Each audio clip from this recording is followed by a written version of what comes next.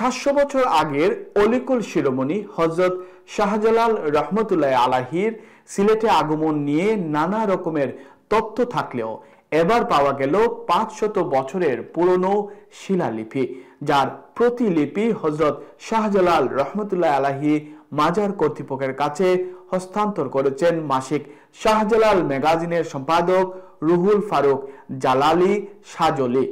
শিলালিপিটি 1503 খ্রিস্টাব্দে লিখেন তৎকালীন নবাব সুলতান শামস আল দিন ফিরোজ, যা বাংলাদেশ জাতীয় জাদুঘরে সংরক্ষিত। বৃহস্পতিবার রাত 9টার দিকে হযরত শাহজালাল রহমতুল্লাহ আলাইহি মাজার সংলগ্ন একটি হোটেলে খাদেম শামুন মাহমুন খানের কাছে হস্তান্তর করা হয়।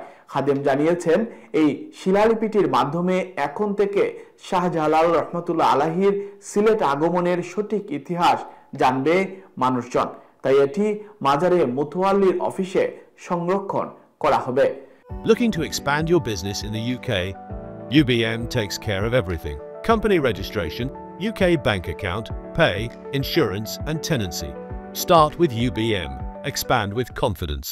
কথিত আছে হযরত শাহজালাল রহমতুল্লাহ আলাইহি 1271 সালে 25শে মে ইয়েমেন জন্মগ্রহণ করেন।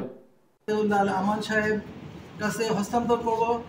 এই ওনার প্রতিনিধি হিসেবে ওনার ছেলে জনাব ইউসুফ ফাতুল জাফর সাহেব এটা নিচ্ছেন এবং গ্রহণ করতেছেন। সাথে আছেন আমাদের মাসিক শাহজালাল পত্রিকার উপদেষ্টা জনাব শামুন মাহমুদ খান সাহেব। তো আমরা আশা করব যে এই ইতিহাসটা দরগা শরীফে সংরক্ষণ থাকবে, সম্মানিত মুতওয়াল্লি সাহেবের কাছে সংরক্ষিত থাকবে, যাতে যারাই হযরত শাহজালাল রহমতের সঠিক ইতিহাস জানতে চান ওনারা এই ইতিহাসটা পাবেন।